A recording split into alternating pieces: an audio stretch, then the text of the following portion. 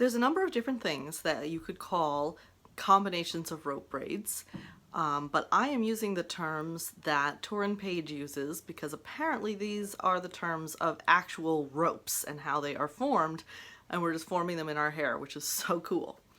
So we are going to do Hauser braids and a cable braid, and they are just combinations of rope braids. So I'm going to start out by doing 4 rope braids in even sections, and I will come back when that's done. I guess I'll just do a quick demo in case you don't know rope braiding.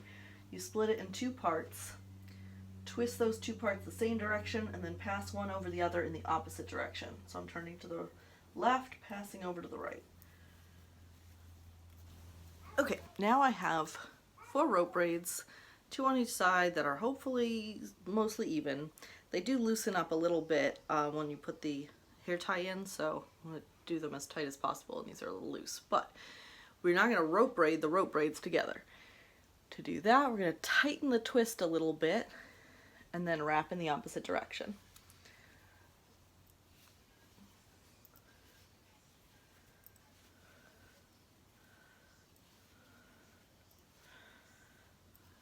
So just tightening the twist as I go, tightening it towards my right and then wrapping it towards my left.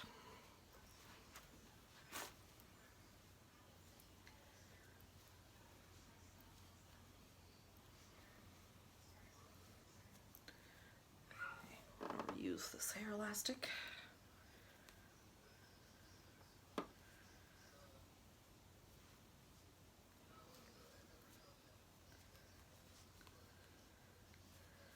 And same thing on the other side. And these are Hauser braids. They have a very 3D appearance to them. It's pretty cool, right? Let's see, I'm trying to find the best way to show it off. Okay, and now to make a cable braid, we're going to rope braid both of those together. So same concept. We are tightening the twist and then wrapping in the opposite direction all the way down.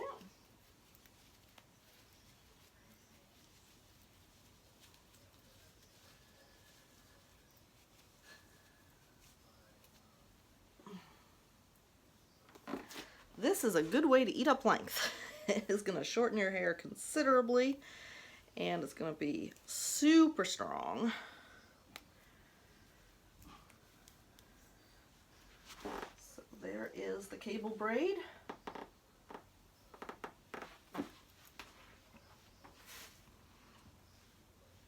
Really very complex looking, really fancy, ate up a whole lot of length. And then you can also, you know, make this into a bun. It'll be very, very, very strong. So that might be a good style for like working out.